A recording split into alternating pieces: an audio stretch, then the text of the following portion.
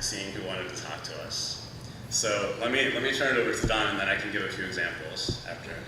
You take it. Okay. It's a lot of pressure you put on me with this little clicker thing. Yes. So literally Nelson sent me an email and said, hey, there's these two guys who are going to be doing this project in your community. Would you mind helping them out? And I said, okay, sure. What do I need to do? And so we met for lunch, myself and Justin and his partner, and because I had no idea what they were doing. Frankly, I had no idea what they were doing. And so when we sat down, Justin and Seth approached me and said, this is what we're doing, and we're trying to change the narrative a little bit. And being a person who's in a community that is always having things happen to us, our stories are not being told by us. People, development comes from outside and people jump in and then when it's done, when the funding runs out, they go away. So for me, it's all about, sustainability and telling our own narrative. So when we met, I was like, oh, this sounds, really interesting. What do you need? And the first thing that they said was, well, we want to live there for a little while. Can you help us find a place? Yes, I can. Because I know my neighbors, because I know my community, and I know, what's available. So I gave them a list of, people to initially contact, us, spread their wings a little bit as far as who to know in the neighborhood. And then during the conversation, one of the things was, oh, you're a writer, so am I. And then instantly there was this invitation for me to also participate in the project. And that has never happened before. I've been interviewed for, local newspapers or, other things, but it was someone doing the journalism versus citizen journalism and writing about our own experiences. So once that invitation was given, it was like, yes, absolutely. This is definitely something that I want to be a part of. And just to kind of give a couple of examples of the stories that Don and I worked on together. Again, we weren't looking for people who had any kind of agenda or project to promote, just ordinary, everyday people that we happened to meet. One example is a guy who owns a record store. His name is Sanders Henderson. Do I have him up right now? Yeah, there he is. Okay, so he still sells cassette tapes, which is pretty great. And I think one of the great things about working on the project for me was not only did people share their stories, but they also shared ideas about the neighborhood, about their neighborhood. Sanders talked about just inadvertently in our conversation, he was located on a commercial corridor, and it had a lot of vacancy at the time I was there. And he just happened to share with me that, one thing he was really looking for in terms of knowing when the neighborhood would be sort of what he would consider vibrant again, is when he would look out his window and see people walking up and down the street holding hands. And I just thought, what a great kind of metric for neighborhood health that we never would have heard about sort of through traditional urban planning means. The woman in this photo, she, in addition to running a fragrance store, she also had note cards of inspirational quotes that she had read in books, literally covering the whole front counter of her store. And the one that really struck me the most was, if you don't build your own dream, someone else will hire you to build theirs. And I was like, wait, is that supposed to be comforting, or is that and she was like, no, it's you need to be building your own dream. So again, just the accidental conversations and the richness of just everyday neighborhood life, not anything that was revealed through crime or any kind of trauma, just everyday life in the neighborhood. Since then, and I'll wrap this up so that other folks have a chance to talk here, since then we've kind of evolved into doing podcasting. We've got a couple projects going on. One, we're working with neighborhood youth to create their own podcast. So they come up with a question they have about their neighborhood. For example, why are the trains so slow here compared to Japan? That was one. That was one question. So then we go out and we talk to just people on the street and get their opinions on those questions. And it's just an interesting way for them to not only learn about journalism as a career, but also to question their neighborhoods. Another one was about why is there so much trash on the streets?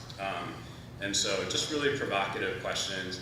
And then we also have a podcast that's telling stories, again, of neighborhood life. And the cool thing is that we've kind of been able to infiltrate a little bit the public media station. We've partnered with them and aired a few stories on the public radio station.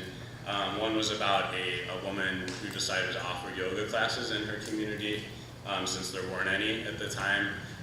And the other one was about a Hungarian guy who had chosen to stay in the neighborhood despite the fact that the neighborhood had previously been Hungarian and most of them had left, and so he had chosen to stay and he talked about why. So again, I think just to wrap it up, I think the themes that have emerged for us or for me is just really trying to tell relatable stories that allow people to connect across traditional boundaries.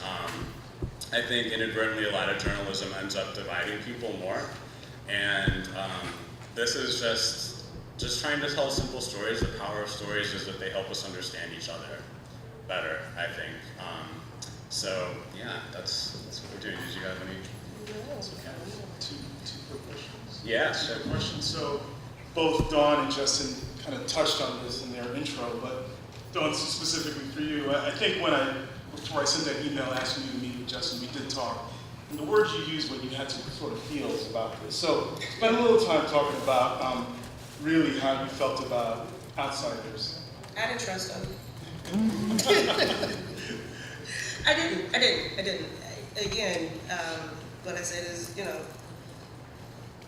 too many times things happen to us. Not with us, not because of us, not because there are communities that are always affected by something, but they're not being listened to. And so, I guess I just have a little bit of a natural mistrust of institutions. And so even though I trusted you, Nelson, that didn't mean that I trusted the institution that you worked for. And so that was a serious misgiving. But I will say, when I first met Justin and Seth, they weren't interviewing me.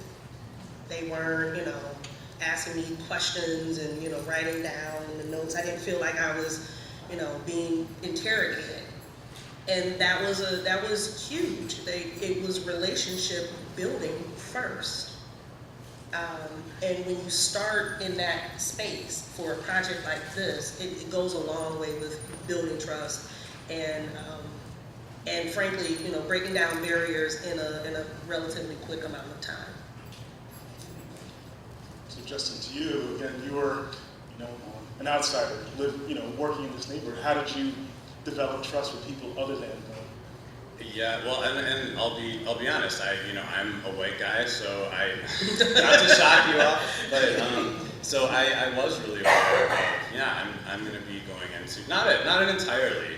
There are still white people who live there as well, but predominantly African American neighborhood, and I didn't know how I would be received, and I guess I just tried to trust in the intention of the project and my own intentions and Nelson's, I think, goals, which were simply to show neighborhood life, try to be obviously as sensitive as we could, and just kind of let people tell us what they wanted to say. I think we were really well received. I mean, people came up to us, wanted to talk to us, and I think that just came from me not trying to direct the conversation. I wasn't there to report on a crime or to report on the other types of things that people, I feel like, traditionally would hear about the neighborhood. I just wanted to hear what they had to say about their lives. So I think that allowed people to trust me more. So. And real quick, I use Justin too. Like, I want to be very honest. So where my house is, the back of it faces a very busy street, and there's a Benedictine monastery, and there's a high school. They're all boys high school. It's been there for 100 years this year. And I hear the bells every morning. That's when I know that, like, I'm late, and like when it's time for them to go prayer. And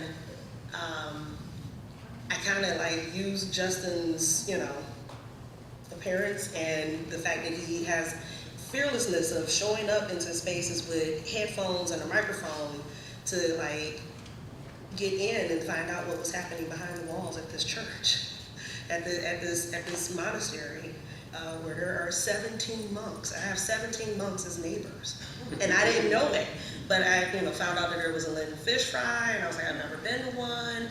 Let's go. And he was like, okay, let's do it. And so I totally use his, fearlessness in the face of possibly something different to find my way in. Thank you both. And I hope folks have questions. Can you save them towards the end? Because we do have some prizes for people who ask questions. So let me turn over to Carol and Lila, who will talk about the project they're working on in the larger Neighborhood Connections effort.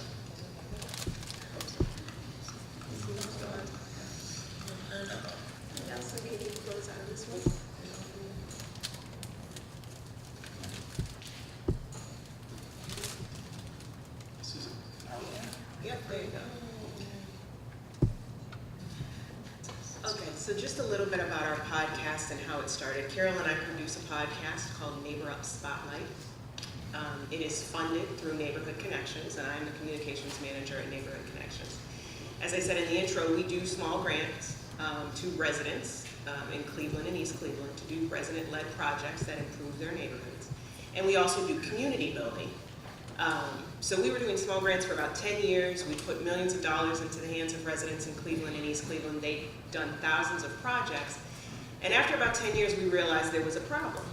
Well, what's the problem when you're investing millions of dollars in residents? That Justin may be on the west side of Cleveland doing a project. I may be on the east side of Cleveland doing a very similar project. And there was no space for us to meet. There was no space for us to collaborate, to share resources. And no space for us to kind of take our project to the next level. And so that's when we got into the community building area, and we started a community network. We call it Neighbor Up. And it's based on an emerging form of social science called community network building that comes out of a group called Trusted Space Partners that's actually in North Carolina. They came up to Cleveland, and we kind of went through some intensive training, learned about it, and the key to community network building is that environment matters. So most of us, if we want to get involved in our community, are going to a public meeting. We have a little bit of time to say something. The people that are hearing what we're saying are not allowed to respond to us. And it's just a negative, toxic environment. Community network building starts by everyone in the room having an opportunity to share something new and good in their life. You're priming the room for positivity. You're then going into a section in which anyone in the room can propose a conversation, and people vote with their feet and go into these small discussion groups. And we close out with something we call the marketplace, in which we have 30 seconds to a minute to either offer something we have. I may say I have a pickup truck, and someone else may request something they need. Carol may say I have to move this weekend, and we're able to connect. So the idea here is we all have something to give. We all have something that we need, and instead of having to pay for it, if we connect with our neighbors, we can kind of neighbor up and get things done. So we started doing that community building about 4 years ago. Well, the challenge for me as a communications person is there are stories popping all over the place. We're now doing, I think, 5 or 6 gatherings with neighbors in different neighborhoods in Cleveland. I can't cover all of those. Carol was very involved in the work and came to Neighborhood Connections and pitched a podcast, and that's where Neighborhood Spotlight started. Yeah. Well, for 3 years, I was invited to be a grant maker on their grant making committee, and I just want to say that we are the largest small grants organization in the United States, where twice a year we give away $350,000. You do not have to be a 501c3, just simply someone who wants to do something good for your neighborhood. It should be resident-led and neighborhood-specific. So I did that for 3 years, and my background as a commercial actress, I said, these are natural stories here. And I pitched the idea, and we really didn't, I like to say our show is made from scratch. We really didn't know how to go about doing it, and we crafted this podcast, and so now we have like 9 podcasts posted. As you were coming in the door, that card that I gave you, that's about the podcast. And I like to say our show is just long enough to inform you and not too long to bore you, because there's a lot of voices out here and everybody wants to be heard. So we do appreciate the time that you take to give us some stuff. Hopefully, if this works correctly, you're going to hear a little clip of Carol's intro. Hopefully, if this works correctly, you will hear a little intro. There you go. Oh, hey. You like Welcome to Neighbor Up Spotlight. I'm Carol Malone, your host. Thank you for joining me today. Neighbor Up Spotlight showcases citizens making positive contributions to their neighborhoods in our city. My guest today is Miss Linda Thomas Jones, also known as Mama Fosse, the drum woman. So, like Carol said, we had to teach ourselves how to do this. Totally. So we read a little bit. Can you talk a little bit about finding the studio? Well, there's it's a fresh, wasn't that the online newspaper? It's a local Cleveland online paper. Called Freshwater. Freshwater Cleveland. So I came across these young men who have a studio called Bad Record Recording Studios. So I read through their entire information and I put together a proposal and pitched them, and they didn't have a nonprofit affiliation. They jumped right on board. And so we've been able to use their studio space. I go in for $50 an hour. I write the show completely at my kitchen table office. I'm able to wear my little fuzzy house shoes and sit there and do the show. And all my guests are people that I've had some connection with in terms of grant maker or people who I knew in the community who are part of the Neighbor Up Network. So it's really and that's right, they're my first guest. And it's basically a conversational show. I don't call myself a journalist. I have a background as a commercial actress for like 38 years. And I just like talking to people. So basically my show is that. It's in the studio. I bring a tablecloth. I have flowers on the table. I do photographs, and we sit down and talk. And candy. And make people feel comfortable and talk about what they do. And I should also say it's $50 an hour. It only takes us an hour to go in there. So we pay about $50 each episode. Yeah. So that's just the slide you're seeing now is just a little background about Neighborhood Connections and what we're up to in our small grants. And then you'll just see here we're going to show you some of the folks that we've interviewed in our first season. So we just closed out our first season, are about to launch season 2. Yeah.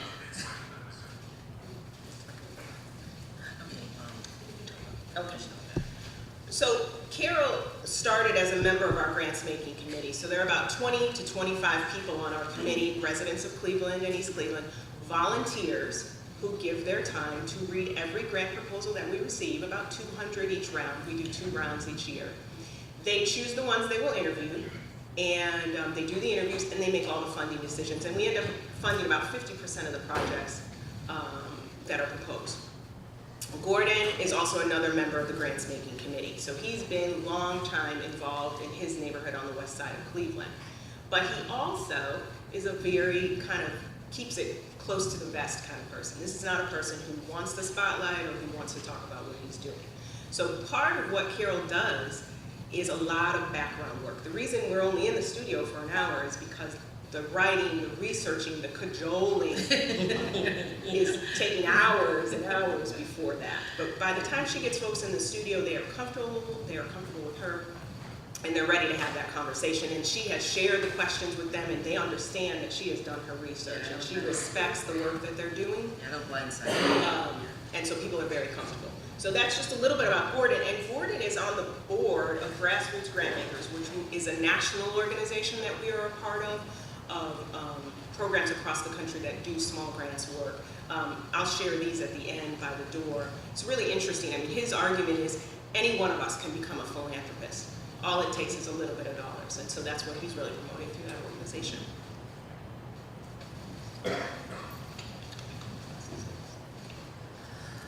Mama Fossey, also known as Linda Thomas Jones, she is one of the foremost conga and djembe drum players in the country. And so she started the first all-woman percussionist group, and I really wanted to do a story on her because I thought her story should have been told. And she's recently opened up a facility in Cleveland called the Fossey's Cultural Exchange. You can go online and see videos of her. She's an extraordinary person. I just really wanted to tell her story. I think we have a little clip of her. We do. We have a little clip of Mama Fossey and Carol talking. And Mama Fossey was finally able to open that storefront through a small grant from neighborhood. Yes, there were a lot of men that said, women in Africa don't play drums. And so I would ask them, I said, have you ever been to Africa? And they would say, well, no, I've never been. I say, well, how do you know that women don't play drums? And they say, well, because his other brother told me that. And so in my mind, I said, until you travel all over Africa and gone to every village in Africa, Right, to see for then you yourself. do not know for sure that women don't play drums. Right. I knew immediately that I was supposed to be a drummer because as soon as I put my hands to the drum started to play for me. Wow. I didn't have to work at it. And so what I did is, the men didn't want me to touch the drum also. They Wow. said the women were unclean and they didn't want me to even touch their drum. Whoa. So what I did was I got my own drum. Right?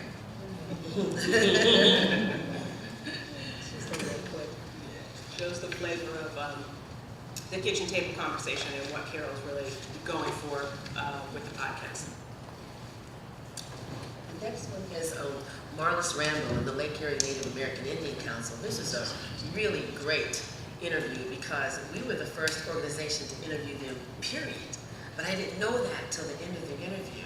So They've been around since the 1960s. and no one had ever interviewed them. So it was really a great interview to find out about the native tribes that have come to Ohio, and there's just a whole transplanting piece of bringing native people to Cleveland, Ohio in the 50s and 60s, and then talking, I forgot the woman's name right now, I'm sorry, but this lady who won a native woman, she's an attorney, she won a $4 billion case against the U.S. government. And she created a $40 million scholarship for native people. So if you get a chance to listen to it, it's a great story, great piece of history. For a long time, it was our most listened to episode. And just like Carol said, the history that they share in this episode of exactly how Native Americans got to Cleveland, Yeah. that does not have any native tribes, and the federal government's role in that is just really, really enlightening.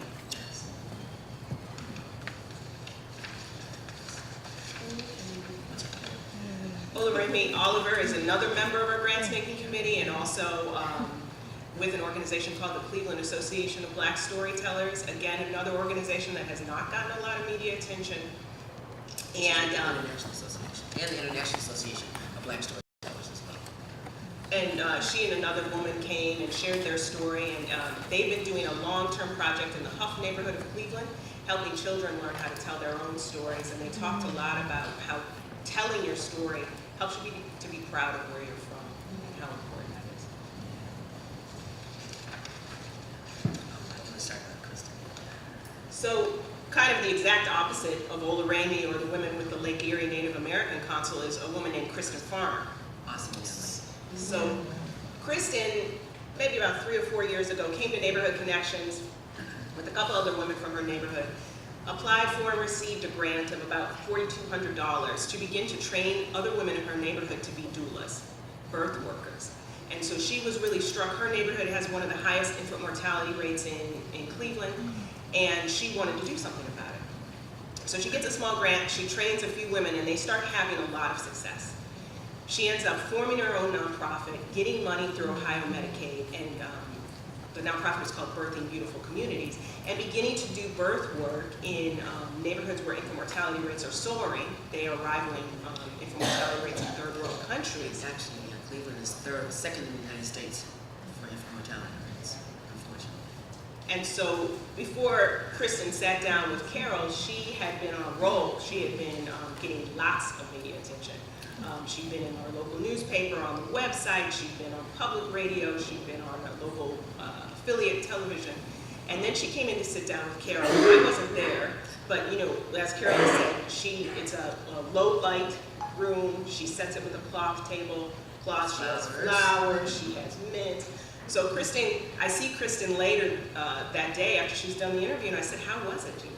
She said, "That was unlike any interview I have ever done, because it wasn't an interview. Something like Dawn mentioned before. This was a conversation, and it's, you know, a real conversation of just two women sitting down and talking." Yeah, I like to say comfort conversation. And I just want to mention, she went from $4,200 to getting what, $500,000? Yeah, $4,200 to getting $500,000. And then she got, I think, like another $150,000 grant. Yeah, it's been an amazing jump within just 2 years for her.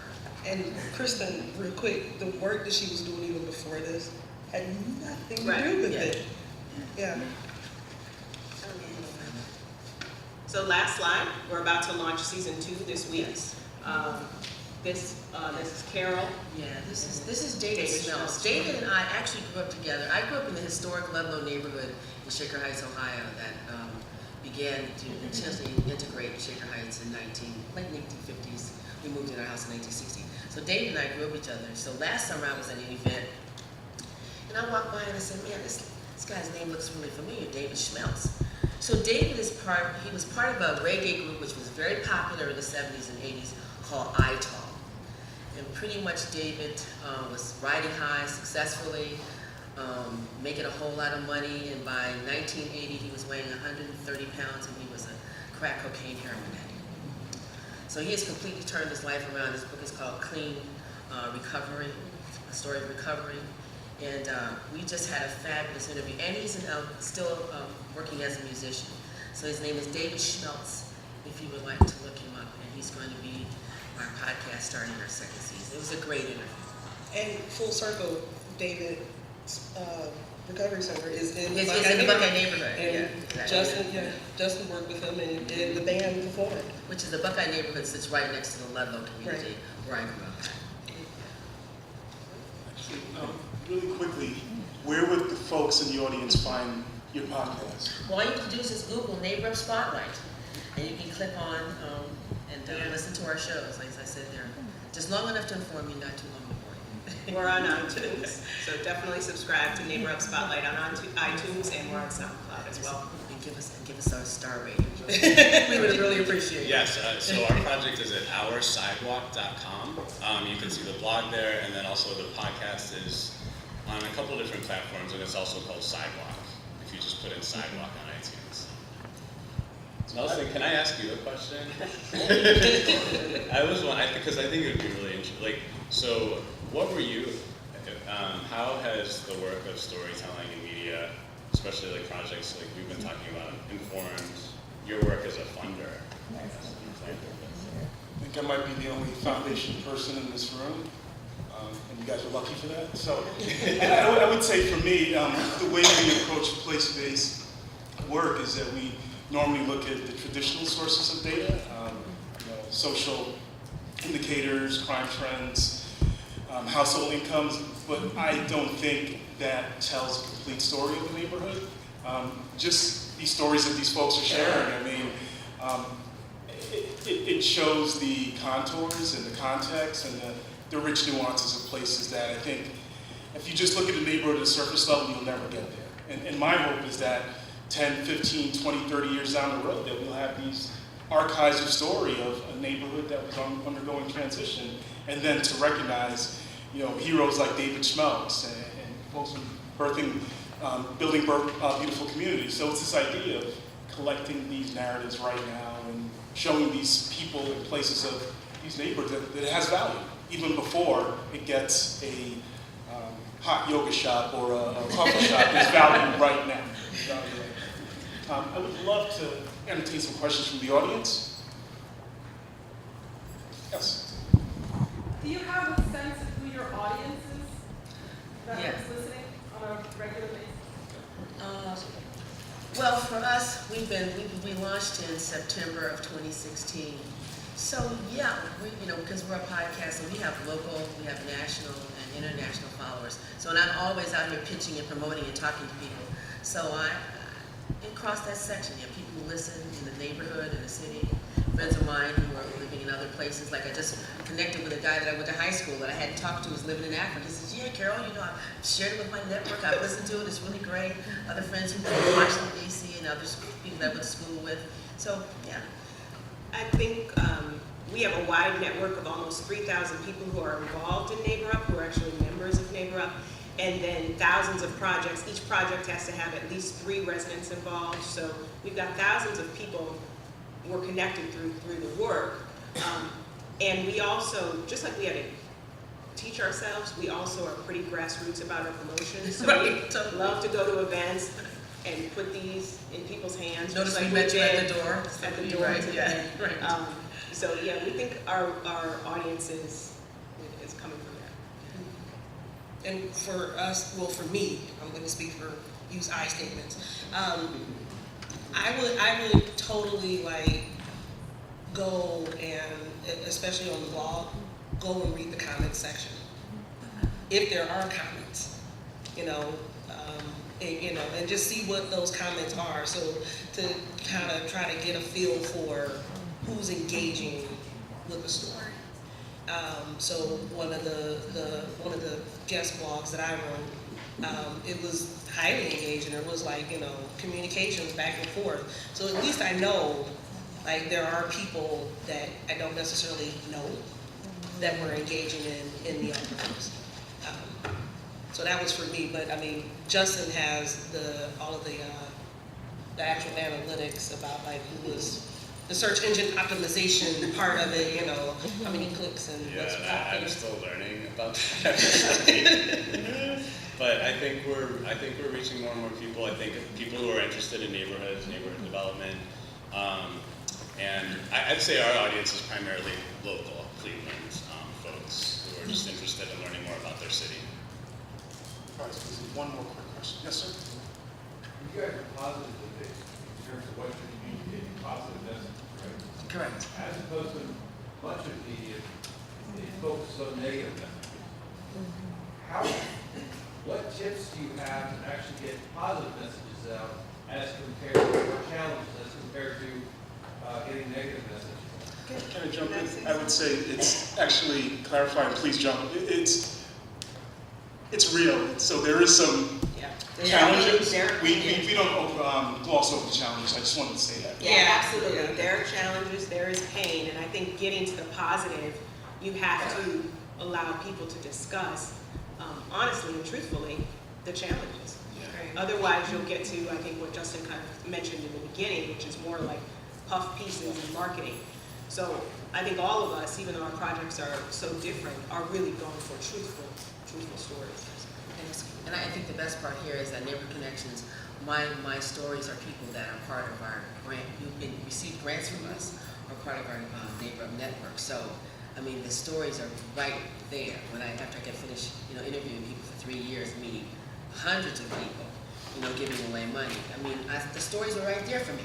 And they were all positive. So I wanted to shine a spotlight on people who don't ordinarily get a chance to have somebody talk about the good work that they're doing, and they deserve to be known about. I don't want to cut off you guys, but just real quickly too, our work is really based on the idea that we do have power.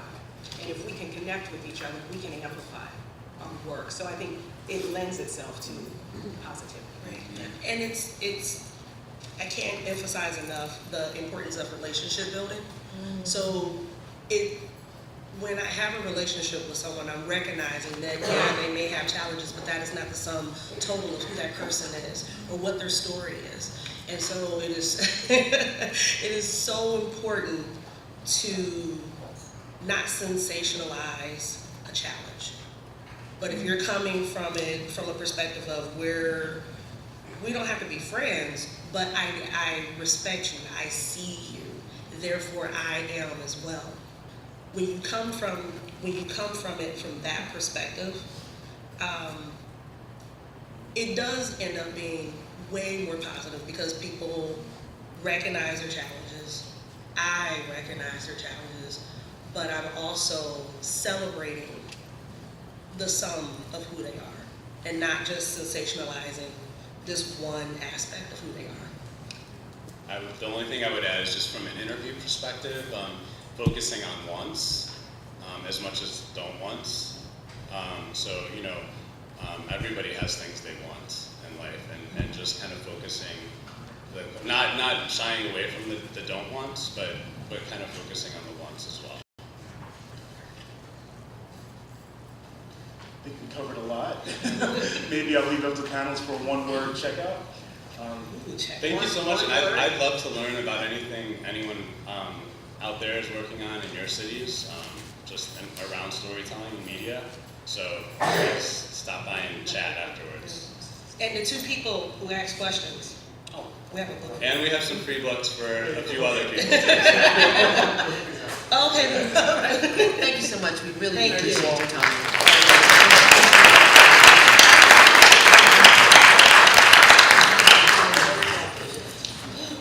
That one line.